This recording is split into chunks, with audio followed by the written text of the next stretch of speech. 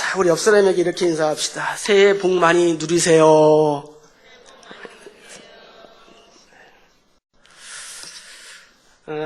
우리가 수요일마다 사무엘서 강해를 시작하는데, 오늘은 사무엘서 우리 12장을 통해서 우리가 하나님 말씀을 듣고 또 찬양하고 기도하는 그러한 시간을 갖도록 하겠습니다. 2007년도에 개봉된 근원 목소리라는 영화가 있었습니다. 그 제목 옆에는 현상 수배극이라는 말이 붙어 있었습니다.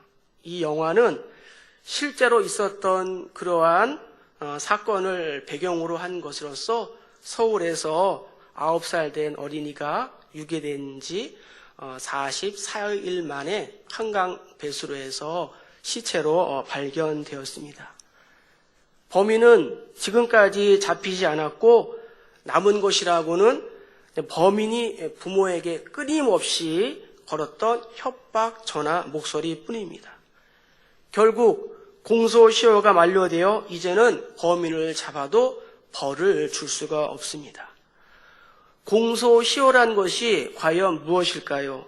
죽을 죄를 지어도 일정한 기간 동안 잡히지 않으면 벌을 줄 수 없다는 것입니다. 특별히 살인범도 공소시효가 15년이기 때문에 이제는 범인이 잡히더라도 벌을 줄 수가 없습니다. 그래서 이 영화의 목적은 비록 우리가 법으로는 벌을 줄 수 없지만 지금이라도 사회가 벌을 주자는 그러한 취지로 현상 수배극이라는 그러한 제목이 붙였습니다.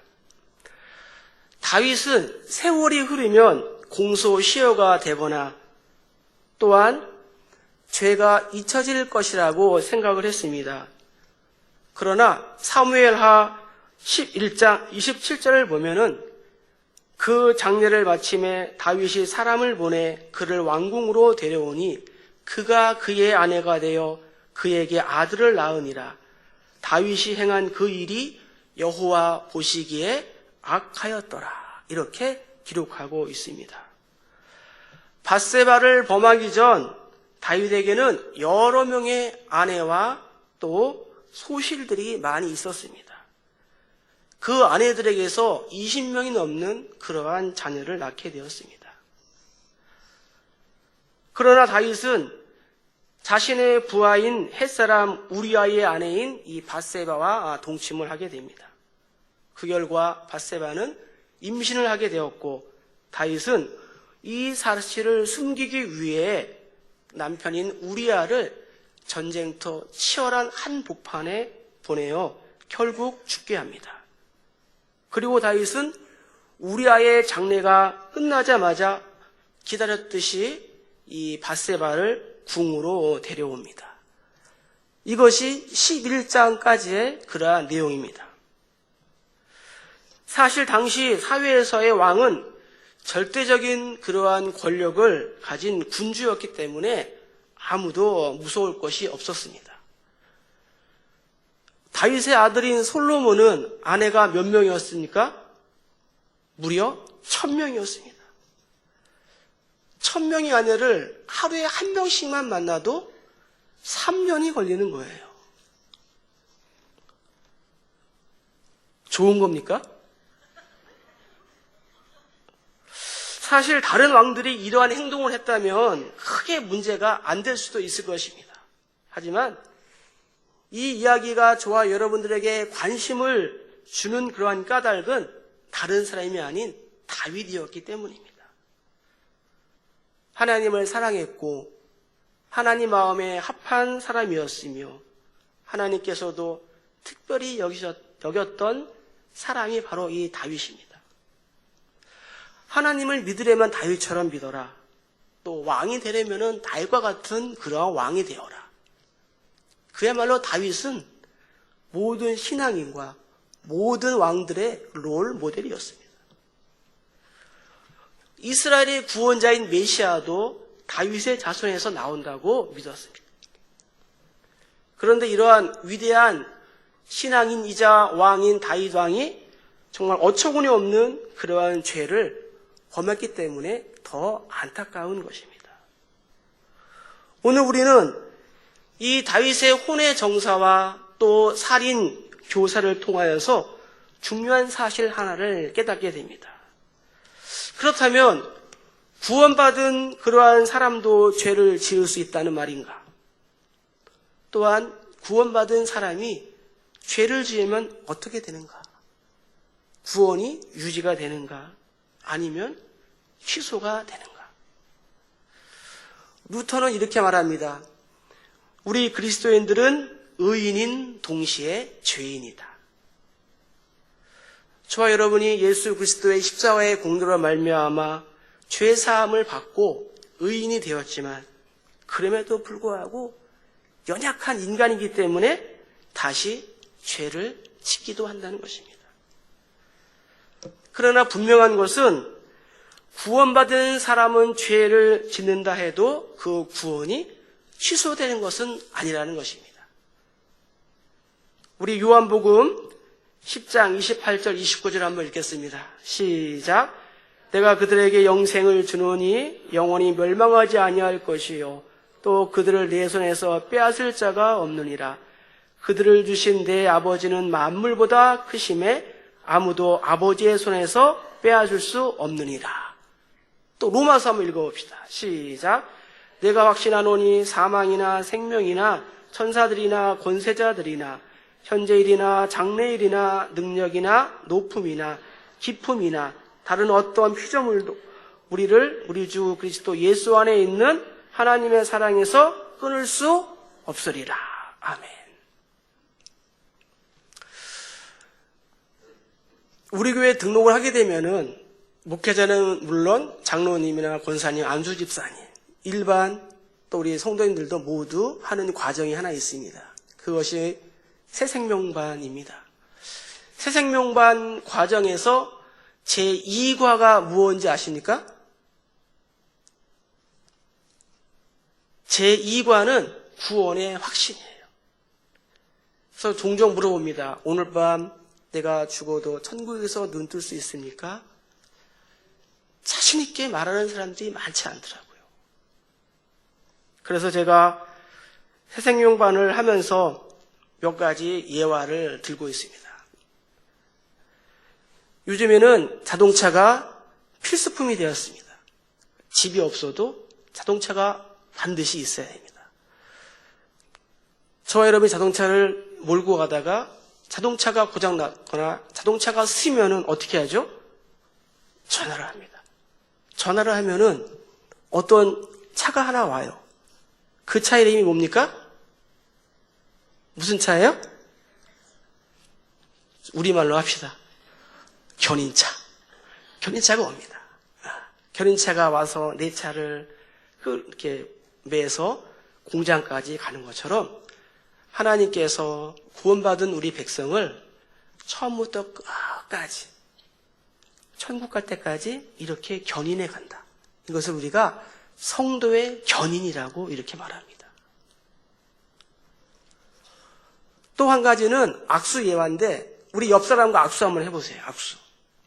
악수하는 이렇게 하지 말고 이렇게 팔을 잡아요. 또 자기 팔 잡는 사람이 있다. 자, 잡았어요? 두 분 중에 한 분, 이쁜 사람이 손을 놓는 거예요. 이쁜 사람이 손을 놔요. 하나, 둘, 셋, 손을 놓는 거예요.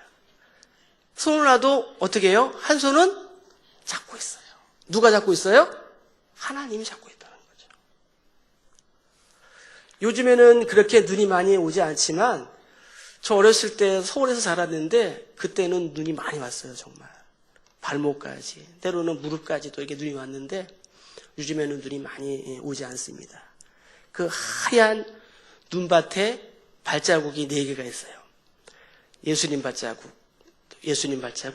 내 발자국, 4개. 발자국 4개가 걸어가는 거예요. 하얀 눈밭은 우리의 인생길이에요. 한 발자국, 두 발자국. 5살, 10살, 15살, 20살, 25살, 30살 걸어가는 거예요. 그런데 이 우리 인생길이 그냥 쭉 잘 가면 되는데 우리 인생은 꼭 롤러코스터 타는 것처럼 이렇게 올라갔다 내려갔다 올라갔다 내려갔다 하는 거예요.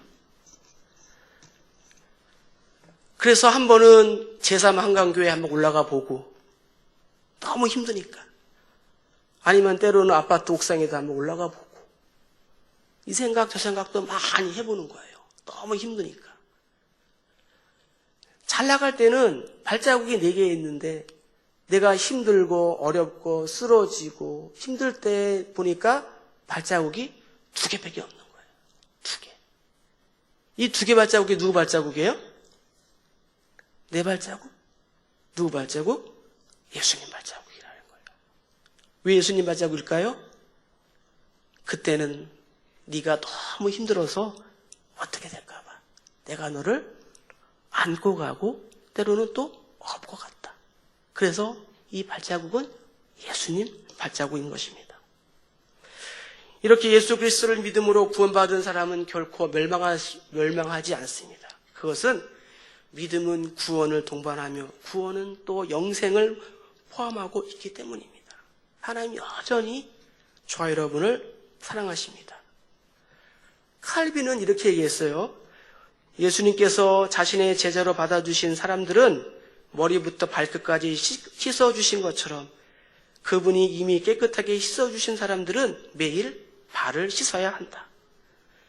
하나님의 자녀들은 첫날에 전적으로 거듭났지만 하늘에 속한 삶만 사는 것이 아니라 오히려 육체에 남은 것이 존재하며 살아가는 동안 계속해서 그것들과 싸우게 된다.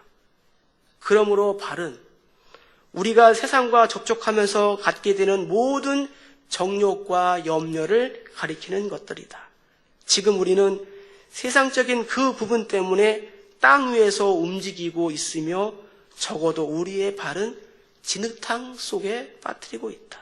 따라서 우리는 어느 정도 깨끗하지 못한 것이다. 날마다 출입하는 그러한 관계로 더러워진 발을 깨끗이 씻어야 하는 것처럼 이미 구원받은 사람도 날마다 이런저런 죄 때문에 더러워지기 때문에 계속해서 씻어내는 것이 필요하다고 하는 것입니다. 어떻게 해요? 적극적으로, 또 능동적으로, 자발적으로. 성경은 우리에게 말합니다. 악은 모든 모양이라도 버려라.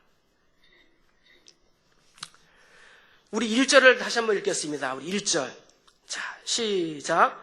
여호와께서 나단을 다윗에게 보내시니 그가 다윗에게 가서 그에게 이르되 한 성읍에 2사람이 있는데 한 사람은 부하고 한 사람은 가난하니. 아멘. 나단이 다윗을 찾아온 그때는 다윗이 범죄한 후 약 1년 정도 지난 때였습니다. 하나님께서는 자신의 사랑하는 백성을 일시적인 그러한 감정으로 또한 즉흥적으로 처벌하지 아니하시고 회개하고 돌아올 때까지 오래 참으시고 또 기다리는 아버지의 사랑을 볼 수가 있습니다. 마치 신약에서 탕자를 기다리는 그런 아버지의 마음이 오늘 다윗을 기다리는 그러한 하나님 아버지의 마음인 것입니다. 그렇다면 지금 다윗은 자기가 죄를 지은 줄을 모르고 있었을까요? 네, 맞습니다. 그것은 죄로 인하여 양심이 무감격해졌고 또 그것은 당시 사회의 통념 또 관념 때문이었습니다. 왕은 절대자였습니다. 심지어는 왕을 신격화시켜서 신의 아들이 인간의 모습으로 내려온 것이라고 할 정도로 왕은 절대적인 권력을 가지고 있는 사람이었습니다. 그래서 국가와 백성이 모두 왕의 소유물이었습니다. 왕은 자기 마음대로 죽일 수도 있고 살릴 수도 있는 그러한 생사여탈권을 가지고 있었습니다. 그러니까 내 것을 내 마음대로 하는데 이게 무슨 죄가 되냐 이거예요. 그래서 다윗은 우리아의 아내를 빼앗고 우리아까지 죽인 것이 죄가 아니라는 겁니다. 적어도 당시 그 왕에 대한 사회적인 그런 통념으로는 죄가 아니니까 아무렇지 않는 듯 그렇게 살아간 것입니다. 그런데 여러분, 우리가 분명히 알아야 할 것은 세상의 기준과 법이 범죄가 아니라 할지라도 하나님이 보시기에 악한 것은 죄가 되는 것입니다. 적어도 우리 그리스도인들은 그렇게 생각을 해야 되는 것입니다. 세상에는 이러한 일들이 많이 있습니다. 세상에는 이 과정보다는 결과를 중시합니다. 그래서 과정이 어찌되었든 결과적으로 성공하고 돈 벌고 인정받으면 훌륭한 사람이라고 박수를 치고 또 박수를 받습니다. 그러니 사람들이 너도 나도 할 것 없이 억울하면 출세를 해라. 그래서 수단과 방법을 가리지 않고 성공을 하려고 달려드는 거 아닙니까? 요즘 국내에도 이러저러한 불법적인 그러한 사건들로 인하여 발목이 잡히는 사람들이 여러 있는 것을 우리는 보고 있습니다. 하나님께서 이 나단 선지자를 보내신 이유는 하나님께서 다윗에게 벌을 주기 위하여 보낸 것이 아니라 다윗이 안목의 정욕 때문에 영안이 어두워지고 또 영적 판단력이 마비된 것을 알게 하고 깨닫게 하기 위하여 하나님께서 나단을 보낸 겁니다. 그래서 2절부터 4절까지 다윗을 찾아온 나단 선지자가 이야기 하나를 들려줍니다. 한 성에 두 사람이 있는데 한 사람은 부한 사람이라 양과 소가 많이 있었습니다. 또 한 사람은 아주 가난한 사람인데 그에게는 딸처럼 아끼고 같이 먹고 자고 생활하는 정말 그 양 하나밖에 없었다는 거죠. 그런데 어느 날 이 부자에게 손님이 찾아왔습니다. 부자는 자기에게 찾아온 손님을 대접하기 위해서 자기의 소와 양을 잡은 것이 아니라 가난한 사람의 하나뿐인 그 양을 빼앗아서 손님을 대접했습니다. 다윗은 처음에는 나단의 이야기를 듣고 크게 분노합니다. 그게 5절과 6절에 나오는 거예요. 다윗이 그 사람으로 말미암아 노하여 나단에게 이르되 여호와의 살아계심을 두고 맹세하노니 이 일을 행한 그 사람은 마땅히 죽을 자라. 그가 불쌍히 여기지 아니하고 이런 일을 행하였으니 그 양 새끼를 4배나 갚아 주어야 하리라 한지라. 공동 번역 성경에는 이렇게 되어 있습니다. 저런 죽일 놈. 세상에 그럴 수가 있느냐. 여기서 부한 자는 다윗이며 또 양과 소는 다윗의 수많은 그러한 아내를 비유하고 있습니다. 나단이 이러한 비유를 통해 말하고자 하는 내용은 이처럼 다윗에게 많은 아내가 있었음에도 불구하고 만족하지 않고 우리아의 아내인 밧세바에게 눈길을 돌렸다는 점입니다. 여기서 갚아주어야 할 4배는 도둑에 대하여 율법이 규정한 배상 기준인데 그래서 이 삭개오는 예수님을 만난 후에 이렇게 고백합니다. 주여 내 소유의 절반을 가난한 자들에게 주겠사오며 만일 누구의 것을 빼앗은 일이 있으면 4배로 갚겠습니다. 이렇게 고백한 겁니다. 그러나 지금까지 살아오면서 율법을 또 무시하고 또 범행까지 저지른 다윗이 이 율법의 기준을 이렇게 언급한 것은 너무나도 분명한 모순이었습니다. 여기서 우리는 자신이 지은 그러한 죄에 대해서는 지나치게 관대하고 타인의 죄에 대해서는 너무나도 엄격한 기준을 제시하는 인간의 타락한 그러한 성품을 볼 수 있습니다. 다윗이 왜 이렇게 흥분했을까요? 그것은 자신의 죄가 아니라 남의 죄로 이렇게 보았기 때문입니다. 이렇게 사람들은 남의 죄에 대해서는 지나치게 엄격하면서 정작 자신이 지은 그러한 죄에 대해서는 대단히 관대합니다. 다윗이 그랬습니다. 또 한편 저와 여러분이 그랬습니다. 이러한 다윗을 나단이 책망합니다. 그것이 이제 7절에는 말씀이에요. 7절 나단이 다윗에게 이르되 당신이 그 사람이라. 하나님께서 당신에게 왕위를 주시고 그토록 많은 복과 은혜를 주셨는데 그 많은 아내와 첩을 두고도 만족하지 못하고 부하의 아내까지 빼앗았으니 그 죽일 놈이 바로 다윗 당신입니다. 이렇게 말하는 거예요. 하나님께서 내가 아내가 부족하면 아내를 더 줄 수 있고 물질이 부족하면 물질을 더 줄 수 있음에도 불구하고 너는 우리아의 아내 밧세바를 탐했다는 것입니다. 다윗 그도 완벽한 그러한 사람이 아니기 때문에 죄를 지었습니다. 그러나 우리가 알게 되는 중요한 것은 다윗이 그러한 죄에 대한 반응입니다. 13절에 보면은 다윗이 나단에게 이르되 내가 여호와께 죄를 범하였노라. 이렇게 고백하는 것을 알 수가 있습니다. 내가 여호와께 죄를 범하였노라.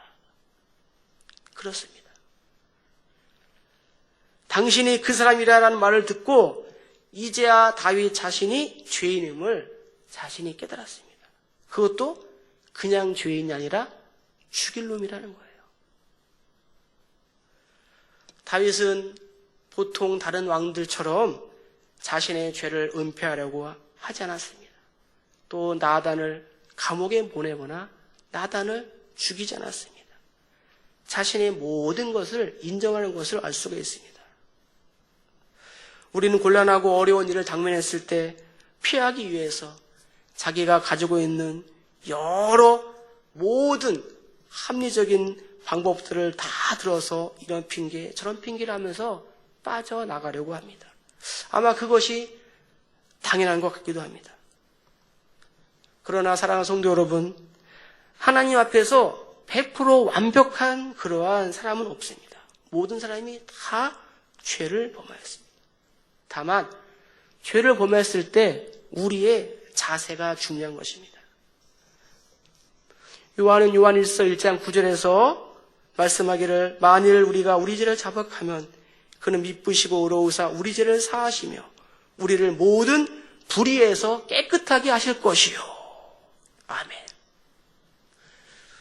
1907년 평양 대부흥운동은 그야말로 폭발적인 회개와 성령 운동이었습니다. 로마서 6장 23절에 죄의 삭은 사망이요 이렇게 말씀하고 있는데 10절부터 12절까지 이제 다윗의 집에 칼과 재앙이 떠나지 아니하는 그러한 죄의 결과가 있습니다. 이 부분은 이제 계속되는 그러한 설교 속에서 말씀할 건데요. 암논의 그러한 죽음과 또 압살롬의 반란, 아도니아의 죽음, 또 암논의 근친 상간, 또 압살롬의 암논 살해 사건으로 이어지게 됩니다. 또 압살롬은 아버지 다윗을 또 반역한 후에 또 백성들이 보는 앞에서 다윗의 후궁들과 더불어 동침을 하게 됩니다. 또 하나님께서는 다윗의 죄를 용서해 주시는 대신에 당신의 이 공의와 영광의 회복을 위하여 죄의 열매인 아이의 생명을 요구하는 것을 알 수가 있습니다. 죄의 열매인 이 아이의 생명을 요구하는 것은 곧 우리 기독교의 대속의 진리를 미리 보여주는 그러한 그림자로서 하나님께서 죄인된 저와 여러분을 용서해 주시는 대신에 그 아들인 예수 그리스도의 생명을 요구하신 것과도 같은 것입니다. 시대에 따라 죄에 대한 그러한 문화가 조금씩 바뀌는 것 같습니다. 가난할 때는 보통 거짓말이나 욕설 같은 말, 남의 돈 떼먹기, 도둑질 등 이 돈이 문제였습니다. 물론 지금도 돈 때문에 돈 사람들이 많이 있습니다. 그러나 가난할 때는 이러한 부분들이 어느 정도 이해되고 또 용납되는 부분들이 많이 있었습니다. 삶이 힘들었으니까요. 우리의 언어도 마찬가지입니다. 경제적으로 힘들면은 자연히 욕설이 많이 나오게 됩니다. 그러나 삶이 부유해지고 편해지면서 자연스럽게 이 거친 욕설들이 줄어드는 경향이 있습니다. 그런데 개인과 나라가 점점 부유해지면서 성적인 문란은 더 심해지는 것을 보게 됩니다. 성경은 성을 합법적으로 결혼한 부부에게만 허락했는데 세상은 이 성을 충동적 감정을 느끼는 모든 사람에게 열어놓고 있습니다.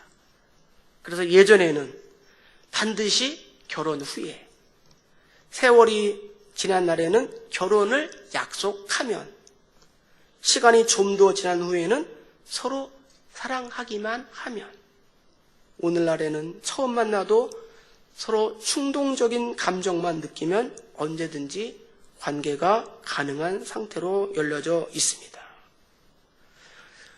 세상의 코드를 쫓아서 살아가기 때문에, 또 행동하기 때문에 우리나라의 그러한 이혼율은 세계 최고가 된 것도 또 결코 무관하지 않는 것 같습니다. 그래서 이렇게 말합니다. 요즘엔 다 그래. 여러분, 요즘엔 다 그럽니까? 수영장에서 모두 수영복을 입고 다니는 것처럼 우리 대부분은 죄에 대하여 미련한 사람들인 것 같습니다. 처음에는 그렇지 않았지만 이제는 죄 짓는 것이 생활화되어 있고 별로 불편하지가 않습니다. 세상의 문화에 우리가 익숙해져서 하나님의 말씀대로 우리가 살아가지 못하고 세상 사람들과 똑같이 죄를 짓고 살면서 그것이 죄인지조차도 모르고 살아가고 있는 것이 오늘날 저와 여러분의 일그러진 그러한 모습인 것입니다. 그러나 히브리 기자는 이렇게 말합니다. 죄와 피 흘리기까지 싸우라. 서시를 쓴 윤동주 시인은 잎새에 이는 바람에도 나는 괴로워했다. 이렇게 고백하고 있습니다. 13절을 보면은 다윗에게 나단이 말합니다. 내 죄가 사해어졌도다. 그리고 당신이 죽지 않는다. 다윗을 찾아온 하나님은 우리에게도 오늘날 성령님으로 찾아오십니다. 말씀으로, 또 찬양과 기도할 때 우리에게 찾아오십니다. 잠언 8장 17절은 나를 사랑하는 자들이 나의 사랑을 입으며 나를 간절히 찾는 자가 나를 만날 것이라. 이렇게 말씀하고 있습니다. 구약시대는 죄를 지은 사람은 죄사함을 받기 위해서 죄물로 드리던 그런 때였습니다. 우리 히브리서 우리 10장 한번 읽겠습니다. 자, 시작. 그러나 이 제사들에게는 해마다 죄를 기억하게 하는 것이 있나니 이는 황소와 염소의 피가 능히 죄를 없이 하지 못함이라. 자, 11절. 제사장마다 매일 서서 섬기며 자주 같은 제사를 드리되 이 제사는 언제나 죄를 없게 하지 못하거니와. 아멘. 구약의 제사는 사실상 완벽한 그러한 제사가 아니었습니다. 히브리 기자는 이어서 말하고 있습니다. 12절에 보면은 같이 읽읍시다. 시작. 오직 그리스도는 죄를 위하여 한 영원한 제사를 드리시고 하나님 우편에 앉으사 한 번의 제사로 영원히 온전하게 하셨느니라. 아멘. 예수님의 제사는 한 번의 완벽한 그러한 제사였습니다. 다윗은 밧세바 사건을 통하여 이러한 사실을 깨닫게 되었습니다. 그래서 이렇게 고백합니다. 시편 51편 17절에 하나님께서 구하시는 제사는 소와 양과 이 황소가 아니라 상한 심령이라. 하나님이여 상하고 통회하는 마음을 주께서 멸시하지 아니하시나이다. 다윗은 범죄를 통하여 자신의 죄성을 보았습니다. 이 사건 전에는 다윗 스스로는 흠이 없고 잘 나가며 승승장구하고 의롭다 여긴 그러한 사람이었습니다. 그러나 다윗은 밧세바와의 그러한 관계를 회개하는 중에 자기에게는 근원적인 죄의 욕망이 숨어 있음을 알게 되었습니다. 그리고 자신이 스스로가 본질상 진노의 자식임을 깨달았습니다. 그래서 근원적인 이 죄의 욕망이 어디서 왔는가 생각하는 중에 자기는 태어날 때부터 죄 중에서 태어났다는 그러한 사실을 깨닫게 되었습니다. 이 원죄를 밧세바의 사건을 통해서 확실히 깨닫게 되었던 것입니다. 시편 51편은 다윗이 밧세바와의 그러한 관계에서 하나님께 회개하는 그러한 다윗의 기도문인데요. 51편 5절에 이렇게 고백합니다. 다윗은 내가 죄악 중에 출생하였으며 모친이 죄 중에 나를 잉태하였나이다. 이렇게 말하고 있습니다. 비로소 다윗은 이 밧세바 사건을 통하여 자신의 진정한 모습을 보게 되었습니다. 밧세바 사건은 다윗에게 있어서 예수님을 인격적으로 만나는 그러한 터닝 포인트가 되는 그러한 사건이었고 자신의 죄와 허물을 보게 되었습니다. 우리는 다윗의 사건을 통하여서 하나님께서 죄인인 우리에게 먼저 찾아오셔서 불가항력적인 그러한 은혜를 베푸심으로 비로소 인간은 죄를 회개하고 구원을 얻을 수 있다는 것을 알 수가 있습니다. 만일 하나님의 이 놀라운 사랑과 놀라운 은혜가 없었더라면 다윗은 물론 온 인류는 죄악 가운데서 신음하다가 영원한 형벌 중에 떨어졌을 것입니다. 사랑하는 성도 여러분, 이제 말씀을 마칩니다. 누가복음 18장에 보면은 두 사람이 나옵니다. 한 사람은 바리새인이며 한 사람은 세리입니다. 바리새인은 따로 서서 기도하여 이르되 하나님이여 나는 다른 사람들 곧 토색, 불의, 간음을 하는 자들과 같지 아니하고 이 세리와 같지 아니합니다. 나는 일일에 2번씩 금식을 하고 또 소득의 11조를 드렸습니다. 반면에 세리는 멀리 서서 감히 눈을 들어 하늘을 쳐다보지 못하며 자기의 가슴만 치면서 하나님 나를 불쌍히 여겨주세요. 나를 긍휼히 여겨주세요. 나는 죄인입니다. 이렇게 고백했을 때 하나님께서 말씀하셨습니다. 내가 너에게 이르노니 이에 저 바리새인이 아니고 이 사람, 이 세리가 의롭다 하심을 입었노라. 사실상 바리새인의 기도는 잘못한 게 없습니다. 잘했어요. 그럼에도 불구하고 일주일에 2번씩 금식하고 11조를 바치는 것으로 대표된 그의 신앙은 이거예요. 나는 이 사람들과는 다르다는 거예요. 하나님, 나는 이 사람들과는 달라요. 바리새인은 자기가 만든 것을 펼쳐 보였습니다. 세리는 하나님의 것을 달라고 구했습니다. 하나님 나를 불쌍히 여겨주세요. 은혜를 받은 사람이 은혜를 낳고 긍휼을 받은 사람이 긍휼을 낳게 되는 것입니다. 거기에는 자기 자랑이 없습니다. 다윗은 하나님께 기도했어요. 하나님 나에게 정결한 마음 주시옵소서. 변치 않는 마음 주시옵소서. 이렇게 구했습니다. 하나님께서 이 다윗에게만 먼저 사랑의 손을 내미는 것이 아닙니다. 하나님 오늘 저와 여러분들에게도 먼저 사랑의 손을 내미셨습니다. 로마서 5장 8절을 한번 읽어봅시다. 자, 시작. 우리가 아직 죄인 되었을 때 그리스도께서 우리를 위하여 죽으심으로 하나님께서 우리에게 대한 자기의 사랑을 확증하셨느니라. 아멘. 그렇습니다. 우리가 아직 죄인 되었을 때 우리가 하나님을 위해서 무엇을 하였을 때가 아니에요. 우리가 하나님을 배반하고 대적하고 있을 때 아무런 소망이 없을 때 하나님 우리에게 찾아오셨습니다. 이렇게 하나님의 사랑은 무조건적인 그러한 사랑, 먼저 하시는 사랑이었습니다. 이 사랑 때문에 저와 여러분이 구원을 받았습니다. 다윗, 하나님의 은혜로 일개 목동에서 군왕이 되었습니다. 그러나 왕이 된 후 끝까지 겸손하지 못했습니다. 그도 사람이라 완벽하지 못했습니다. 그러나 만왕의 왕, 만주의 주 되신 예수님은 제자들의 꼬랑내 나는 그러한 발을 씻어주시고 십자가에서 죽으신 겸손한 왕, 완벽한 사람이자 완벽한 하나님이셨습니다.